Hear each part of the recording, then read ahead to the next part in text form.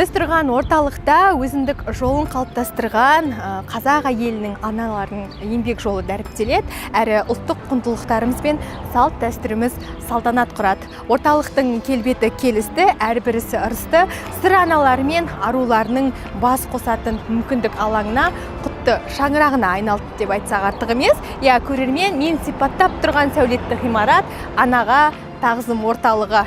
Бүгін осы жаңа ғимараттың жаңа келбетімен бірге танысатын боламыз. Сіздер де сол сәттің куәсі болыңыздар.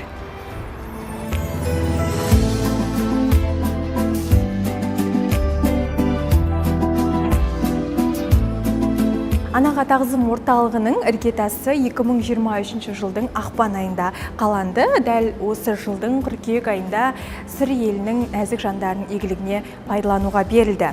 Жалпы орталықтың миссиясы мынау қазақ әйелдерінің өзіндік жолын қалыптастырған әйелдердің өмірін, өнегелі ісін келер ұрпаққа үлгі ету, әрі қазіргі қоғамның қазақ әйелінің келбетін қалыптастыру және отбасы институтын нығайту. Және бір басым бағыттарының бірі креативті индустрияны дамыту болып табылады. Нысан кәсіпкер меценат Марат Дүйсенбаевтың демеушілігімен салынған. Жобаның жалпы құны 1,7 миллиард теңгені құрайды, ал жалпы ғимараттың аумағы 1379 шаршы метр. Анаға тағзым орталығының келбеті көркем, қай бұрышына барсаңызда қазақы ою өрнекпен өрнектелген, әсем безендірілген, және кірген бойда осындай тамырын тереңге жайған бәйтерек ағашы мен мұндалайды. Жалпы бұл ағаштың негізгі мән мағынасы қалай емессіздер ме? Қош келдіңіздер біздің орталығымызға. Біздің орталыққа келген бойда сіздер осы бәйтерек ағашын ең бірінші көретін боласыздар. Бұл бәйтерек ағашының әрбір жапырағында әлемнің 32 тілінде ана деген жазу жазылған. Яғни бұл біздің қай тілде болмасын, қай ұлтта болмасын, барлық аналарымызға деген шексіз құрметімізді осы жеткізгіміз келген болатын. Жақындасаңыздар, мына жақта бізде өзіміздің қазақ тілінде ана деген жазуы, одан кейін астыңғы жағында Мэри француз тілінде, Мадре Италия тілінде, мына жақта Анне түрік тілінде деген секілді, және де әр тілдің өзінің артқы жағында символикасын білдіретін суреттермен безендірілген. Неге өзінің осына идеологиялық терең мағынасы бар, осындай бізде креативті түрде жасалған ресепшн қабырғамыз деп айтамыз. Керемет, бұл бір креативті индустрияның бір соның бір бөлігі ғой. Бірақ ананы қай тілге аударсақ та түпкі мағынасы бір, ол ана өзгермейді. Осындай бір әдемі, бұған енді көбісі мән бермеуі мүмкін. Көрермен, сіз кірген бойда сізге ешкім ешнәрсе түсіндірмей-ақ анаға тағзым орталығының қай бұрышын қарасаңыз да үнсіз насихат.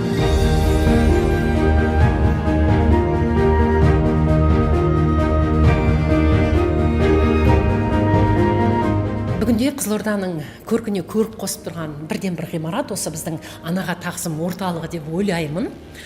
Сыр алаштың анасы, осы алты алашты бауырына басқан сыр еліндегі барша аналардың құрметіне тұрғызылды. Бүгінде бұл орталық барша қызылордалық қыз-келіншектерге, әйел аналардың бас тіреп келетін құтты мекеніне айналды десек болады. Бірнеше клуб студиялар бар. Біздің орталықтың ашылғанына көп уақыт бола қойған жоқ.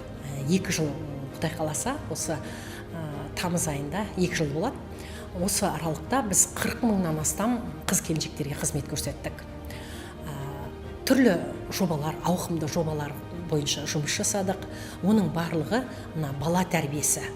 Оның ішінде біздің ана, бала, әке үштік одағын қалыптастыру, бірлікті нығайту және ұрпақ саулығы, ұрпақтың болашағы, ұрпақ тәрбиесі, отбасы институтын нығайту бағытында барлығы бағытталған.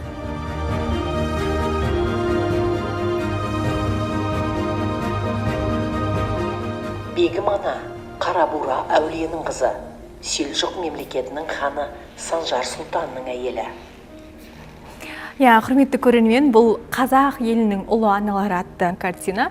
Бұны сыр елінің атақты суретшілері Темірбек Сағынбаев пен Дәулет Тойшыбаев сынды суретшілер салған. Қарап тұрсаңыздар, бұл жерде осы қазақ қоғамындағы еңбегі сіңген өзіндік сара жолымен дараланған дана әйелдер образы топтастырылған.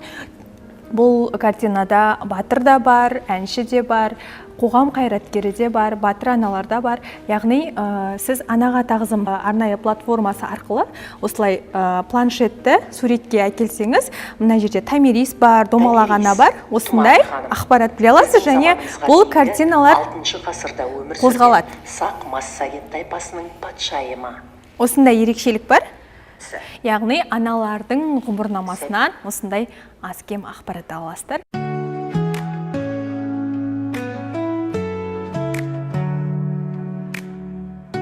Бұл кейде инсталляциясына әсіресе шетелден келген қонақтарымыз біздің жоғары қызығушылық танытады. Өйткені әр жағында біздің қазағымыздың дархан даласы, күнделікті тұрмыста пайдаланған барлық бұйымдарымызды көре отырып, біздің тарихтың тереңділігін ұғынып кететін алаң ғой. Аймақ тұрғындарының қазір тойханалардың алаңы емес, біздің алаңда тұсаукесер рәсімдерін тегін өткізуге қолжетімді. Біздің балабақшалардағы әр бүлдіршінге ұлттық салт дәстүрді түсіндіруге тәрбиелік маңызы зор алаң бұл жер. Олармен осы жерде ұлттық ойындарды ойнатып, ұлттық салт дәстүрлерді түсіндіріп, бұл жерде киіз басуды да көрсетті. Мінекей сондай құндылықтар дәріптеп отырады.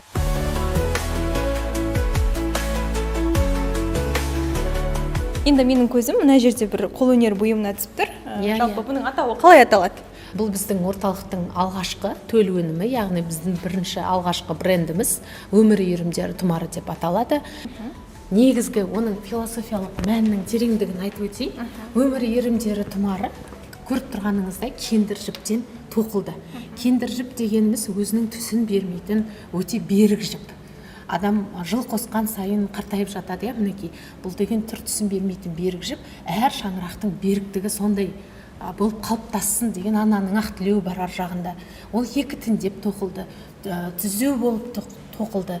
Әр шаңырақта түтіні түзеу шықсын, ынтымақ болсын, бірлік болсын деп.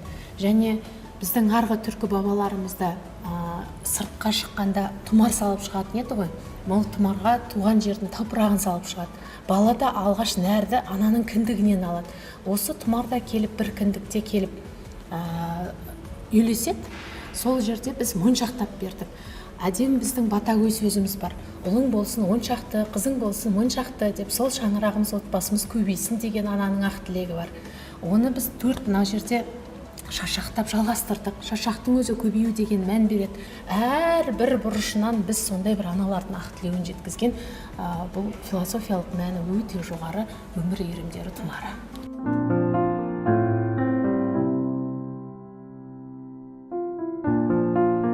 Қыркүйек айында ашылдық. Қазан айында біздің президентіміз Қасым-Жомарт Кемелұлы біздің орталығымызға арнайы ат басын бұрып, атқарып жатқан жұмысымыздың бір өзінің оң бағасын берді. Біз енді шынымен де ол кісінің келіп, біздің әр клуб студияға бас сұғып, біздің ұлттық өзіміздің отбасылық құндылықтарды нығайту бағытындағы жұмыстарымызды бір ерекше атап өткен сәт бізге шынымен де бір эйфорияда болдық сол сәтте.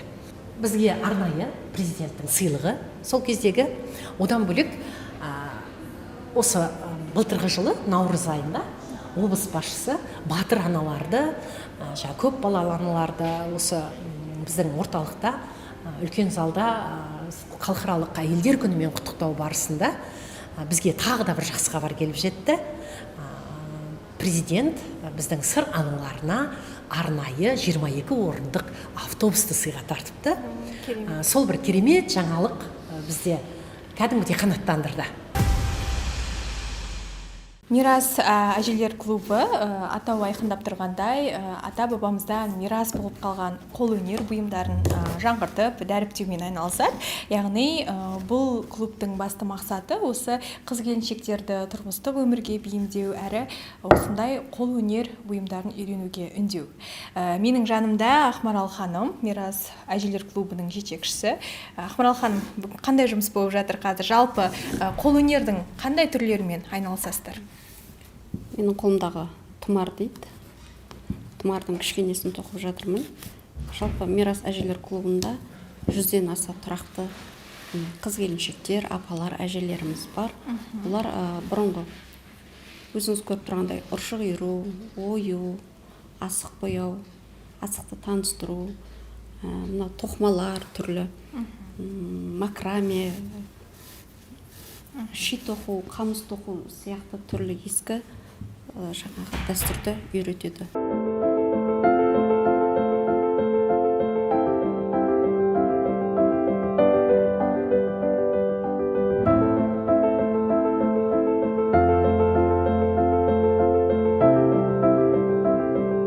Бұл музейде кезінде қазақ әйелдерінің жасына сай киінген киімдері қойылған. Мәселен, қалыңдық киімі, қыз баланың киген киімі, егде жастағы әйел адамның кигені, әжелеріміздің кимешек киілген көйлектері және ең бастысы мынау төрде тұрған сәукеле, яғни қыз балалар ұзатылатын уақытта осындай сәукелені киіп ақ босағадан аттаған.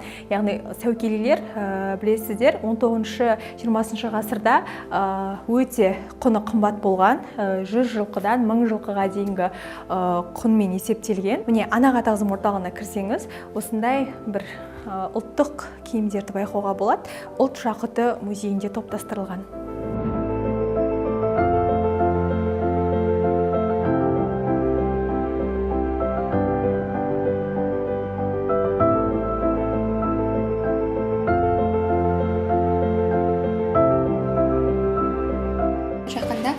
Анаға тағзым орталығымызда жаңа жобамыз бастамасын алды.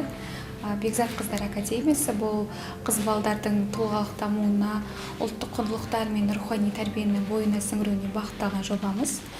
Негізгі мақсаты қазақ қызының болмысына тән мәдениет, әдеп, этика, эстетика деген қағидаларды меңгеріп, ішкі жан дүниесі мен сыртқы келбеті үйлескен рухани бай, тәрбиелі қыз балдарды қалыптастыру.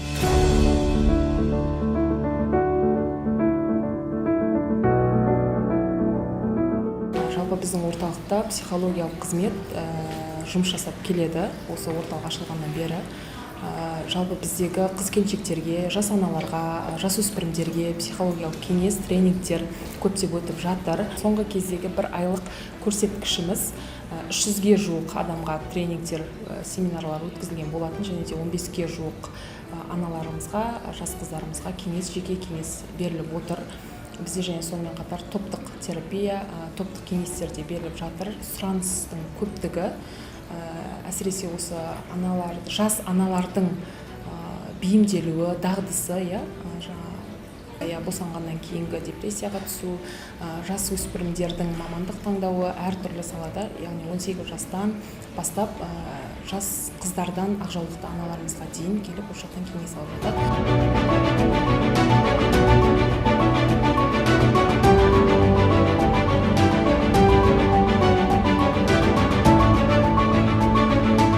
Бұл қандай қыз-келіншектің болса да армандағы аси, қымбатты көрермен, бұл тек аси деп ойлап қалмаңыз. Бұл Береке аспаздық студиясы, анаға тағзым орталығындағы ең ерекше орын.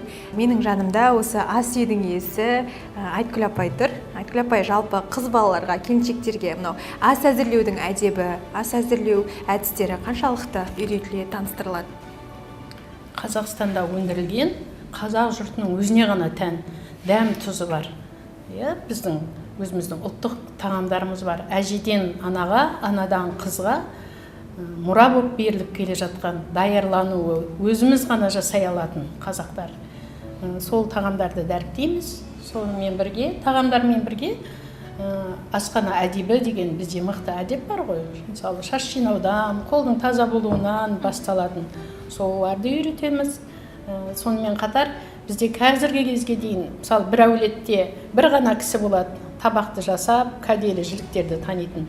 Ал бұл жерге келген қыз-келіншектер сол жіліктердің атымен кәделі жіліктерді, кәделі табақтарды жасауды осы жерде үйреніп кете алады.